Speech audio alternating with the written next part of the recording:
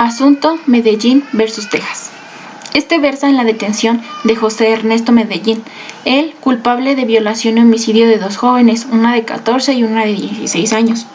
Él era originario de Tamaulipas y fue detenido en Texas. Al momento de su detención, con base a la fórmula Miranda, uno de los policías violentó sus derechos al no mencionar que él podía tener comunicación con el consulado mexicano, es decir, para que ellos tuvieran conocimiento de su caso y pudieran llevarlo, conforme a los convenios de consulados que estos tienen. Él fue sentenciado a muerte por la Corte de Distrito, mas sin en cambio, la Corte de Criminales hizo una apelación a esto, ya que se le había violentado uno de sus derechos al momento de su detención.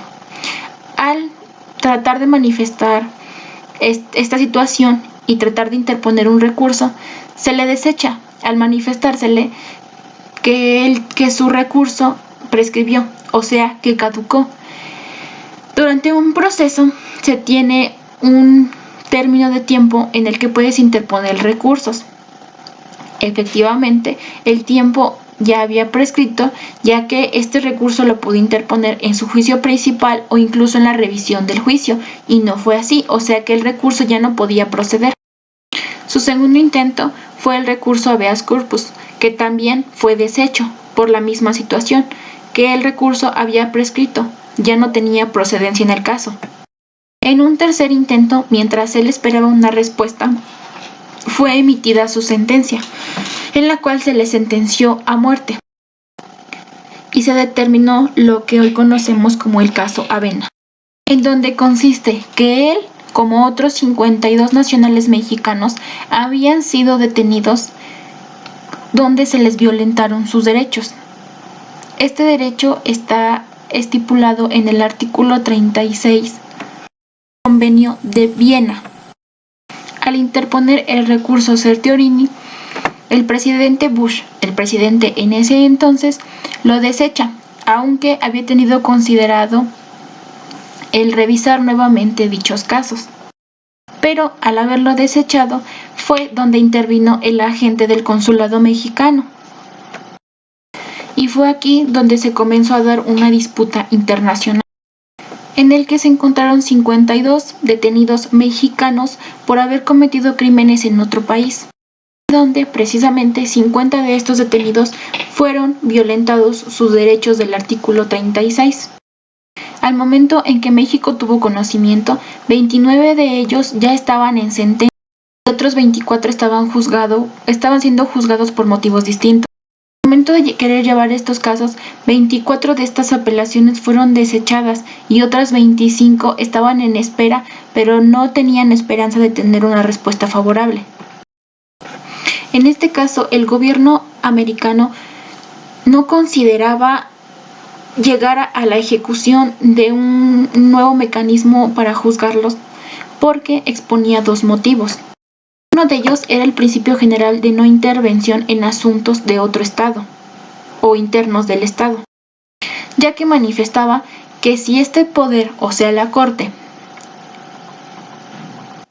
ponía cierto parámetro de duda en lo que ya había dicho, podía hacer que la corte perdiera jerarquía por la ejecución de sus actos. Así también ponía en duda que si se liberaban a esos 52 reos, se pondría en riesgo la integridad social de su estado. La segunda de ellas es que manifestaba que había falta de claridad a la hora de llevar los casos o querer manifestar sus inconformidades, ya que todos los casos no estaban en la misma etapa de juicio, el cual, después de mucha disputa, se llegó al acuerdo en que todos los casos debían de ser revisados y reconsiderados ante el sistema, ya que estos habían sido violentados los derechos de los prisioneros. Después de tanto desacuerdo de un sistema y el otro, se acordó que sí, que los casos se iban a revisar y se iban a reconsiderar siempre y cuando se tuvieran los elementos necesarios y que sus penas no fueran cambiadas. Si se demostraba que no existía perjuicio alguno en contra de estos reos, sus penas no podían ser apeladas por una. La pena sería la misma. No podían ser que pasaran el resto de su vida en prisión, sino que te tenían que respetar la pena ya dictada, que era la pena de muerte. Esta fue la condición para que estos casos volvieran a ser reconsiderados. Hasta entonces fue toda la información que se obtuvo del caso, ya que lo denominaron un paraguas de los 52 casos que debían de ser juzgados en el Estado americano. Esto fue lo que se conoció como el caso Avena.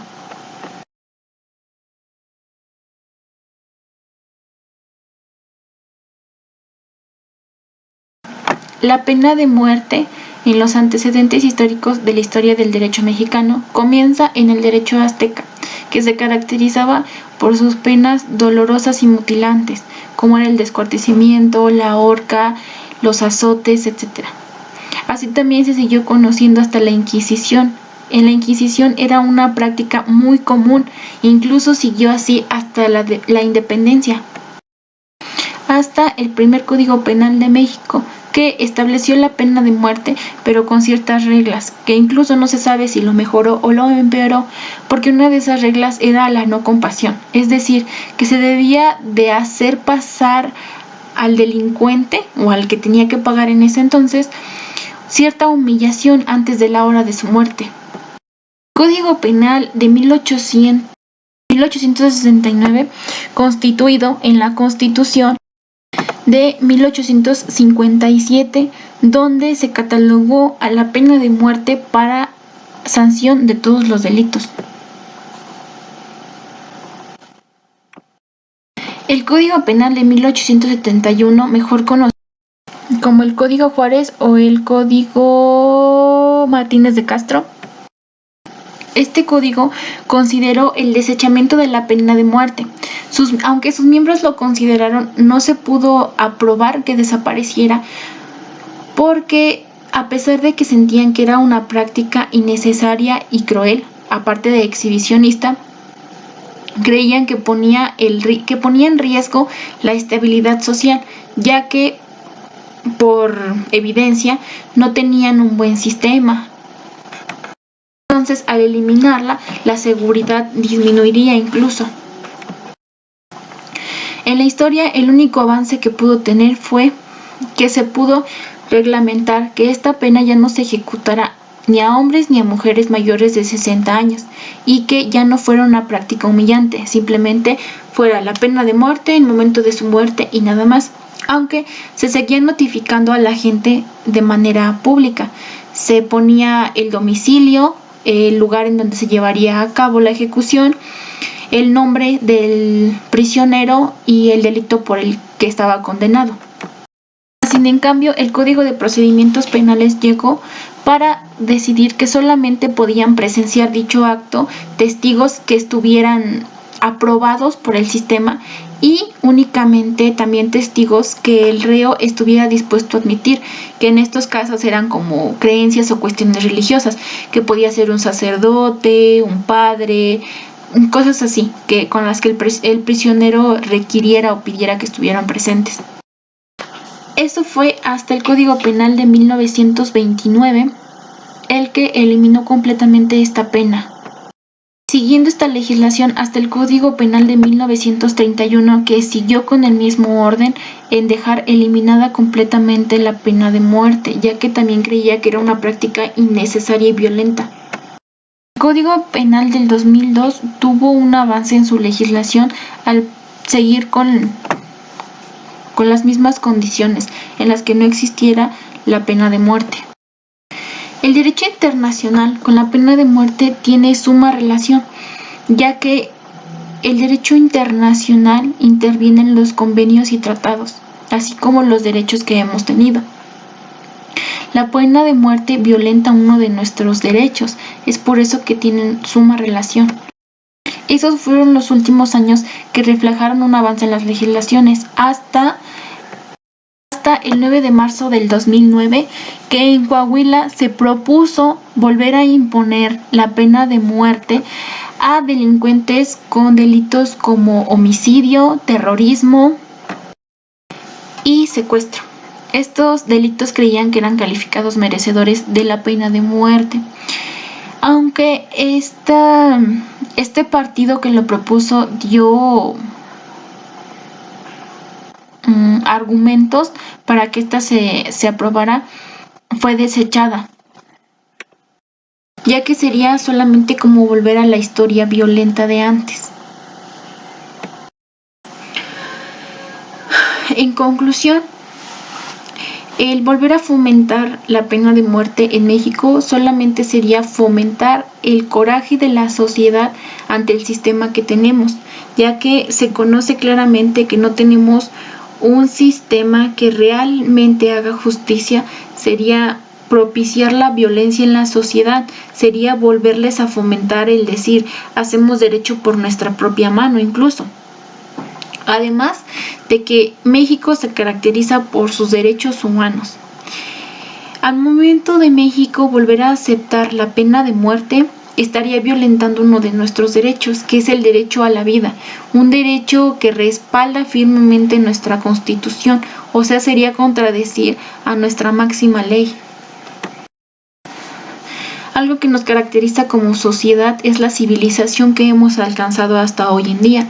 Entonces, volver a esas prácticas nos haría volvernos otra vez personas neandertales, en las que ya no tendríamos la misma capacidad de razonar. Olvidando mencionar mi conclusión en cuanto al caso de Medellín, se tiene claramente entendido que se le estaban violentando o se estaban violentando una de las garantías, que era nuestro debido proceso. La ley ha llegado a lo que es hoy en día en base a sus avances. Entonces, existen sistemas que los violentan.